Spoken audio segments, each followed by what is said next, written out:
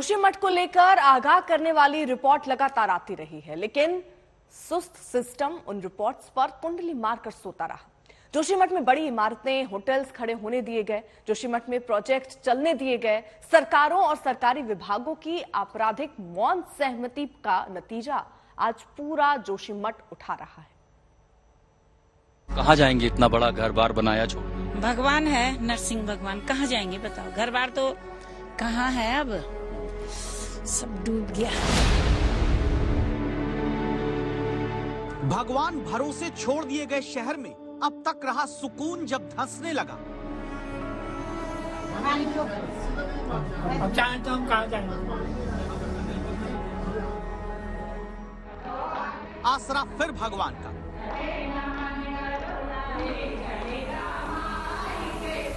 सनातन हिंदू धर्म के 4 मठों में से एक जोशी मठ को बचाने के लिए भगवान का सहारा लिया जाता है।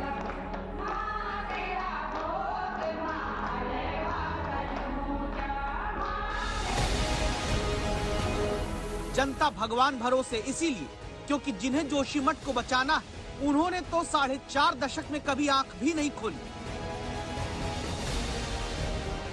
जोशीमठ की नगर पालिका परिषद जोशीमठ बद्रीनाथ विधानसभा में आता है। यहाँ के अब तक रहे सभी विधायक जोशीमठ गढ़वाल लोकसभा में आता है।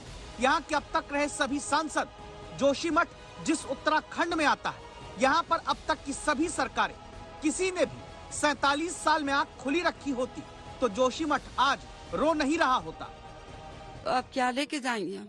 अब तो ऐसा है, अब हमारे भाइयों के लिए रहने के लिए मकान ही नहीं है। अब देखिए, जिन भाइयों ने घर बनाया था वो आज आए हैं देखने के लिए, मिलने के लिए, वो हाल समझने के लिए। अगर आप यहाँ कुछ समझ पा रहे हैं तो सिर्फ आंखों में आंसू है, गमगीन माहौल है।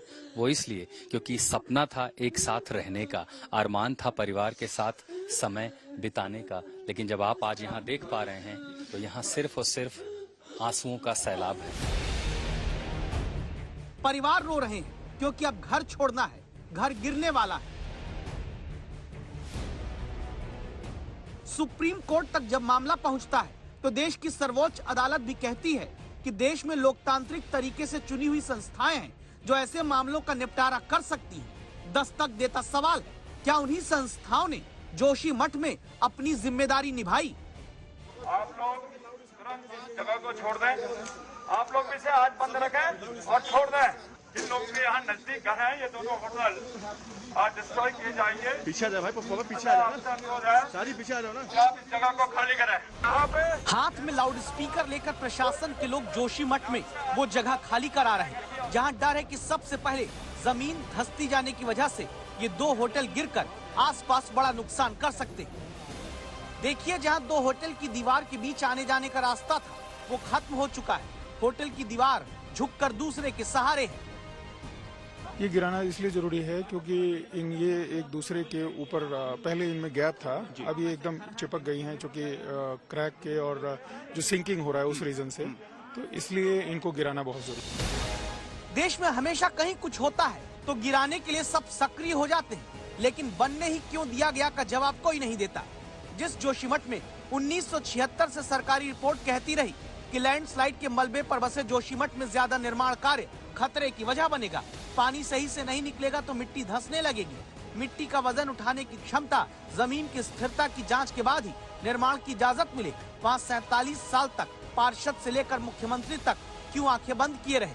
जोशीमठ की जनता ने बद्रीनाथ विधानसभा सीट पर 2002 से अब तक 3 बार कांग्रेस, 2 बार बीजेपी के विधायक को चुना है। जोशीमठ ने गढ़वाल लोकसभा सीट में 1976 से अब तक 7 बार बीजेपी, 4 बार कांग्रेस के सांसद का चुनाव किया है। जोशीमठ की जनता ने अब तक 2022 छोड़कर हर 5 साल में 1 बार कांग्रेस, 1 बार बीजेपी को राज्य चलाने का मौका दिया है।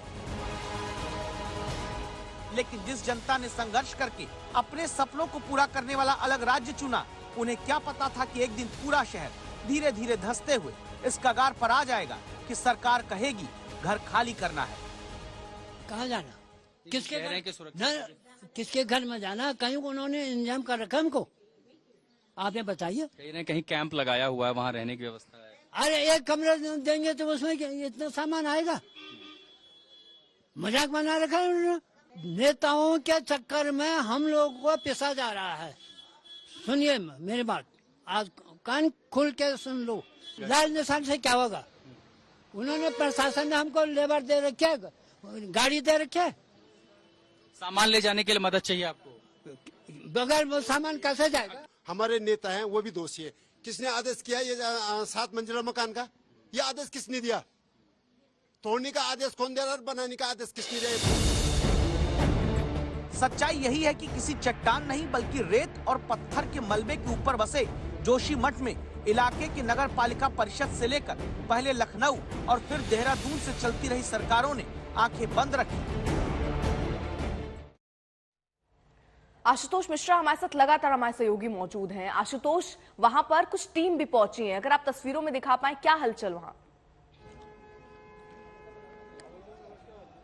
दरअसल देखिए, पहले एसडीआरएफ थी, पुलिस थी, एनडीआरएफ की और अतिरिक्त टुकड़ियों को कल रात को भेजा गया, क्योंकि जो डिमोलिशन है वो बहुत चुनौती होगा। नीचे आपके पास कई सारे घर हैं, पहाड़ से गिरेगा, उनमें ग्रेविटी हो सकती है और उसके बाद नुकसान कितना होगा उसी का असेसमेंट करने के लिए जहां एक तरफ देखिए प्रशासनिक मीटिंग चल रही है पीड़ित परिवार लोगों के साथ जो इससे अफेक्टेड होंगे, तो यहाँ पर एक दूसरी जगह आपको हम ब्रीफिंग देख रहे हैं। ये एसडीआरएफ के लोग हैं, एनडीआरएफ पर्सनल हैं और साथ ही उत्तराखंड पुलिस के साथ होमगार्ड्स की, तो एक बड़ी संख्या बल यहाँ पर इसलिए तैनात की गई है और ये ब्रीफिंग चल रही है एक्सरसाइज को लेकर के कि जैसे ही आप ये डिमोलिशन का काम शुरू करेंगे तब क्या क्या एहतियात लेने हैं, क्योंकि एनडीआरएफ के पास हर तरह की दक्षता है और वो दक्षता है कि आखिर आप जब इस तरह के डिमोलिशन होते हैं, कोई ऐसी आपदा होती है तो कैसे उसे निपटते हैं। और इसीलिए ये जो तमाम टीमें हैं वो ब्रीफिंग कर रही हैं कि जैसे एक बार प्रशासन के साथ जो परिवार है उनकी बैठक खत्म होती है, उस बैठक के बाद आगे क्या होता है। अगर एक्सरसाइज करना है, डिमोलिशन करना है तो रोड को ब्लॉकेट करना होगा, ब्लॉकेट के साथ साथ जो भी जितने भी सिविलियंस हैं उन सबको वहां से हटाया जाए। जब ये पूरी इमारत गिरे तब उसका प्रभाव कितना होगा उस इलाके को पूरा एसेस किया जाए।